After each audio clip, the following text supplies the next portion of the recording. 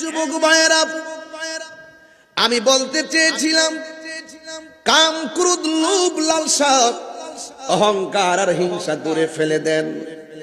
মানবতাকে হৃদয়ে ধারণ করেন, ভালোবাসাকে হৃদয়ে ধারণ করেন। কঠিন হবেন না। হোক না মানুষটা হবিগঞ্জের হিন্দু মানুষ, এই হিন্দু মানুষটাও যদি রোডের মধ্যে অ্যাক্সিডেন্টে পড়ে কাতরায়, মুসলমান হলেও আপনার উচিত তাকে তাড়াতাড়ি হসপিটালে নিয়ে যাওয়া। কথা বলেন ঠিক কিনা? জীবের প্রতি যে দয়া করে আল্লাহ তার উপরে দয়া করে, মানুষের উপরে যে দয়া করে, রহম করে, মানুষের উপরে যারা আস্থা রেখে, মানুষকে যারা সহযোগিতা করে, সাহায্যের হাত বাড়াই, আমার আল্লাহ তাকে রহম করে।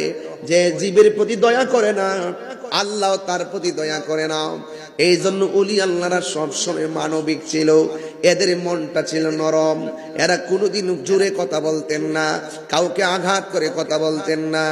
সব সময় ওলি আল্লাহদেরকে যতই কঠিন ভাষায় কথা বলেছেন, ওরা আপনাকে সালাম দিয়ে চলে গেছে। আপনারা জবান খুলে বলেন, অন্তরে খবর জানে একজন, জবান খুলে বলুন তিনি কে।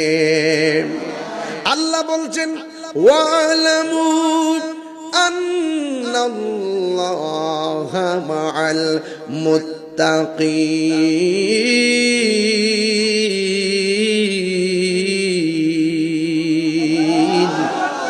আল্লাহ বলে তোমরা জেনে রাখো, আমি আল্লাহর ভয় যদি তোমাদের অন্তরে থাকে, আমি আল্লাহ তোমাদের সাথে রয়েছি। আল্লাহ যদি হবিগঞ্জের উমেদনগরের সাথে থাকে, পৃথিবীর কোনো শক্তি আমাদের কোনো কিছু করতে পারবে না রে বাবা। না না না, সবার আগে আমরা রাজি করবো একজনকে, তিনি হলেন আমাদের রব, তিনি হলো আমাদের সব। এই জন্য অলিকুল সম্রাট পৃথিবীর মধ্যে দুইটা সন্তান মার পেটে ছিল। কয়টা সন্তান? পৃথিবীর মধ্যে দুইটা সন্তান মায়ের পেটে ছিল। এখন আপনি বলেন হুজুর আমিও তো মায়ের পেটে ছিলাম। হ্যাঁ। ও তাহিরি তুমিও তো মায়ের পেটে ছিলে। হ্যাঁ। ও ফারুক ভাই আপনিও তো মায়ের পেটের মধ্যে ছিলেন। ইয়েস, আমরা সবাই মার পেটে ছিলাম। কিন্তু আমি যেই মার কথা বলবো, এই মা সাধারণ কোনো মা নয়।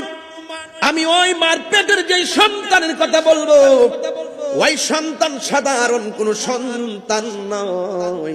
কয় কি সন্তান? কয় পৃথিবীর মধ্যে একটা মহিলা যিনি বিয়ে বসে নাই। কি বসে নাই?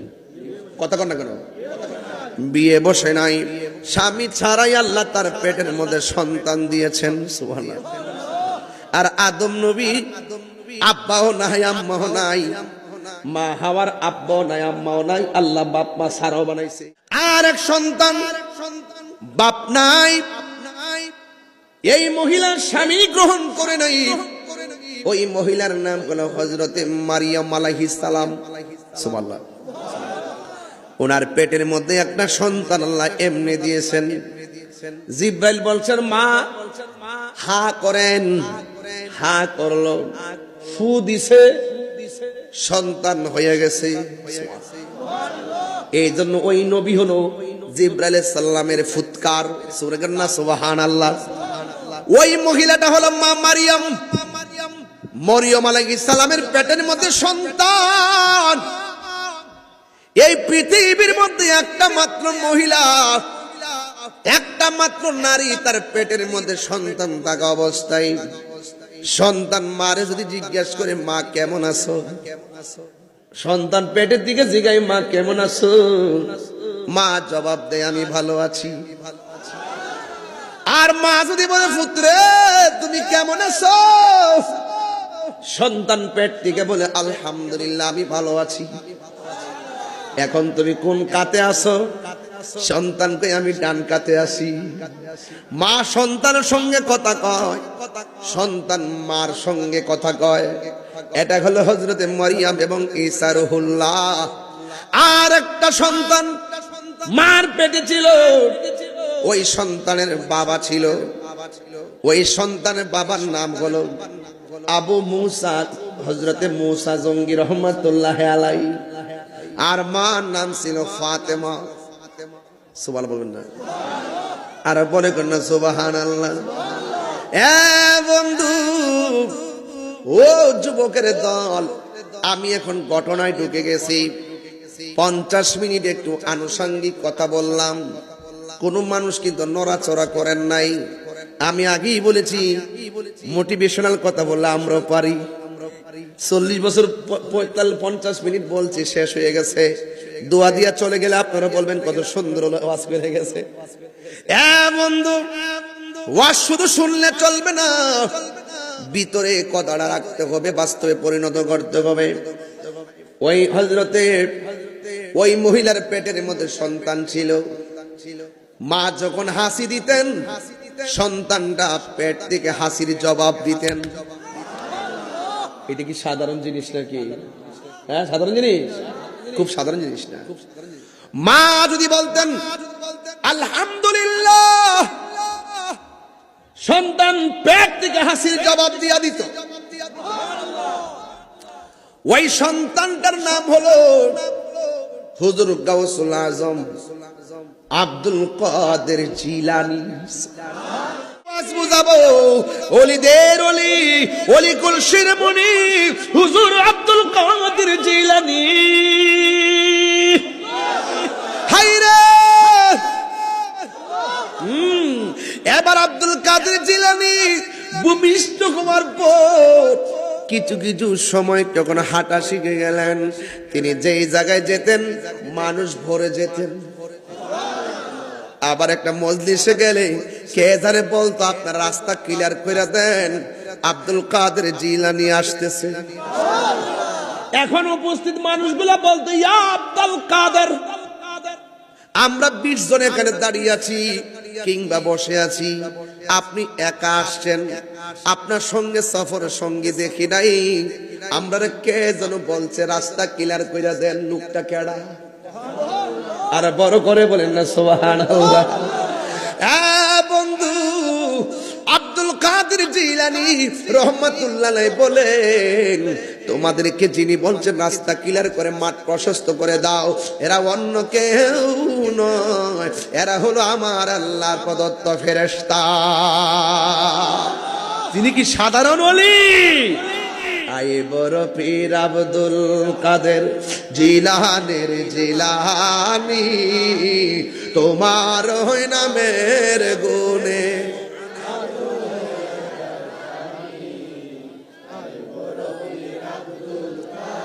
জন্ম তোমার জিলানে, তরিকা হই কাদরিয়া, আবু সালে মুসা জঙ্গি আপনারই হয় যে পিতা, উম্মুল খায়ের ফাতেমা আপনারই হয় জননী, আপনারই নামের গুণে আগুন হইয়া যায় পানি।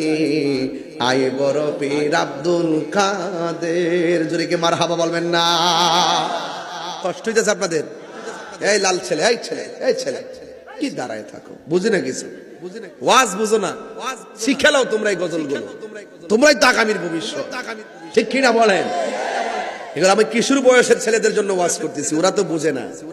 আমরা না বুঝি, আমরা জানি, এরা তো জানে না। এদেরকে জানাইতে হবে ওলিদের ওলি, সকল ওলিদের ওয়ালি, ওলিদের লিডার, ওলিদের সম্রাট কে? গাউসুল আজম আব্দুল কাদের জিলানী। চিৎকার বের করুন মারহাবা। আয়াতের সম্রাট মওলা আলী, ওলিকুল সম্রাট হযরত গাউসুল আজম আব্দুল কাদের। জোরে কান্না সুবহানাল্লাহ। ওলি আল্লাহ সাধারণ জিনিস না, সাধারণ জিনিস না। মক্তবের মধ্যে পাঠালেন, হুজুর বললেন পড়ো। আব্দুল কাদের জিলানী বললেন কি পড়বো? উস্তাদ বললেন পড়ো আউযু বিল্লাহি মিনাশ শাইতানির রাজিম। ছাত্র বলতেছে বিসমিল্লাহির রহমানির রহিম। উস্তাদ বলে পড়ো আলিফ। ছাত্র আব্দুল কাদের জিলানী পড়েন বা। উস্তাদ বলে পড়ো আলহামদুলিল্লাহি রাব্বিল আলামিন। ছাত্র বলে আর রহমানির রহিম।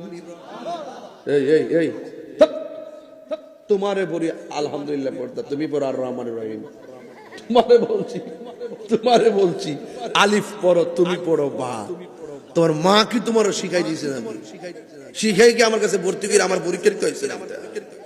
আব্দুল কাদের জিলানী কয় আমার মা শিখাইছে না, আমি শূন্য শিখছি। আর বড় করে বলছেন সুবহানাল্লাহ।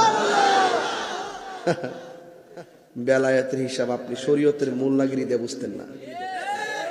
আপনি যদি কোন যে এটা কেমনে সম্ভব আপনি বলতে পারবেন, আপনার চোখের মধ্যে লাগাইছেন আবু জাহেলের চশমা, আপনি তা বুঝতেন না। আপনার ধরছে কালে, আর নাইলে ধরছে ফালে, নাচেন তালে তালে, ঠিক কিনা?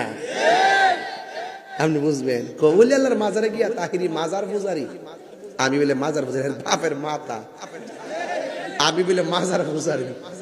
আমরা কি বলি আল্লাহর মাজার যাই পূজা করি? একটা জিয়ারত কে পূজার সঙ্গে কেমনে তুলনা করে? নিঃসন্দেহে ওরা দালাল, এরা মাল খায়া টাল হয়ে থাকে। এদের ধর্ম, এরা ধর্মকে ব্যবহার করে, এরা স্বার্থ সিদ্ধি হাসিল করার জন্য ইসলামকে ব্যবহার করে, জাতির সঙ্গে তামাশা করে। কথা বলেন ঠিক না?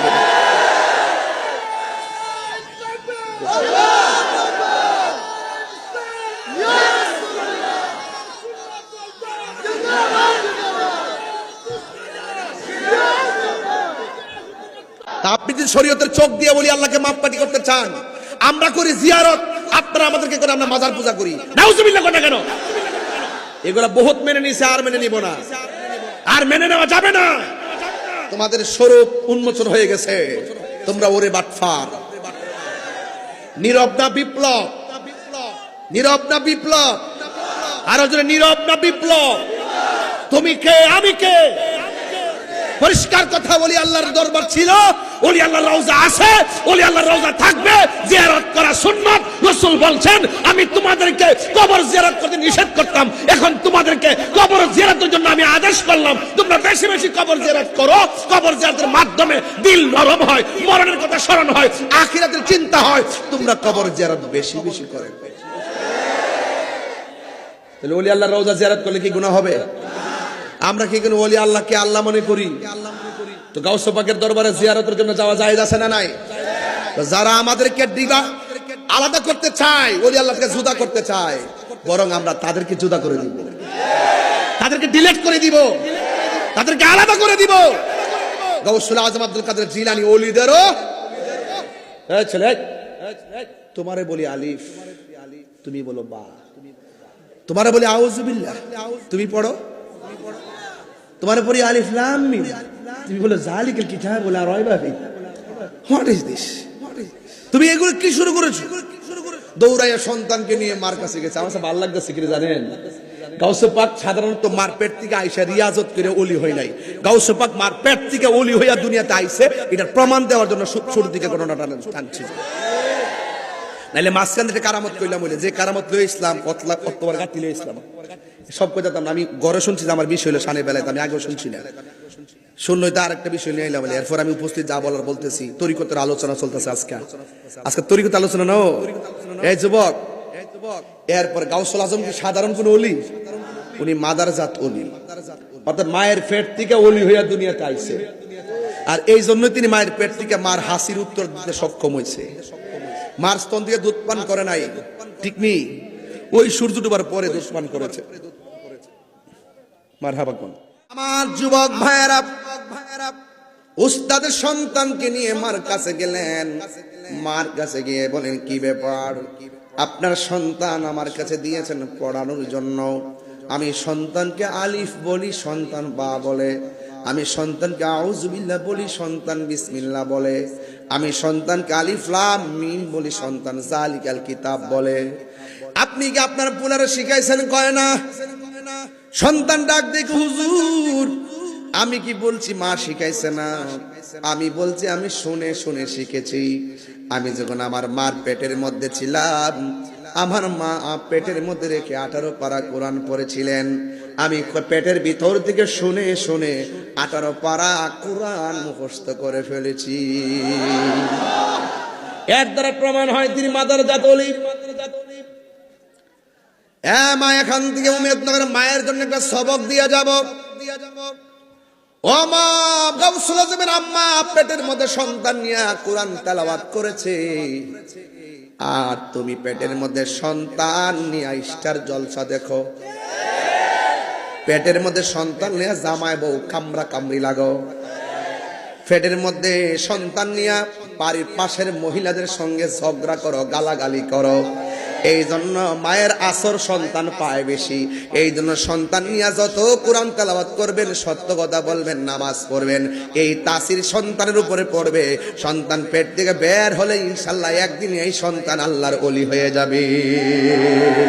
ঠিক কি না বলেন? এই জন্য আমার যুবক ভাইয়েরা, হুজুর গাউসুল আজম আব্দুল কাদের জিলানী ধারাবাহিকভাবে তিনি যখন পরিণত বয়স হয়েছেন, তিনি ঘরের মধ্যে নামাজ পড়েন, রোজা রাখেন, সবই করেন। ওনার মনের ভিতরে একটা উদ্রেক উঠেছে, আমি আর ঘরের মধ্যে রিয়াজত করব না, আমি এমন একটা জায়গায় চলে যাব যে জায়গা গেলে কেউ রিয়াজতে বাধা দিবে না। নীরব একটা জায়গায় চলে যাব। জঙ্গলার ভিতরে তিনি চলে গেছে। ওই জায়গার মধ্যে মোরাকাবায় বসে গেছে। এক মোরাকাবায় ওনার 3 দিন চলে গেছে। খাবার নাই, পায়খানা নাই, প্রস্রাব নাই, ঘুম নাই। যেই মাত্র 3 দিন মোরাকাবা শেষ করে ফেললেন, ঠিক 3 দিন পরে ওনার ক্ষুধা লেগে গেছে। আল্লাহর ডাক দিয়া বলে, আল্লাহ, এমন একটা জায়গায় এসেছি তুমি ছাড়া কেউ নাই। আমার গলাটা বড় শুকায় গেছে জিকিরি করতে করতে। আল্লাহ আল্লাহ আল্লাহ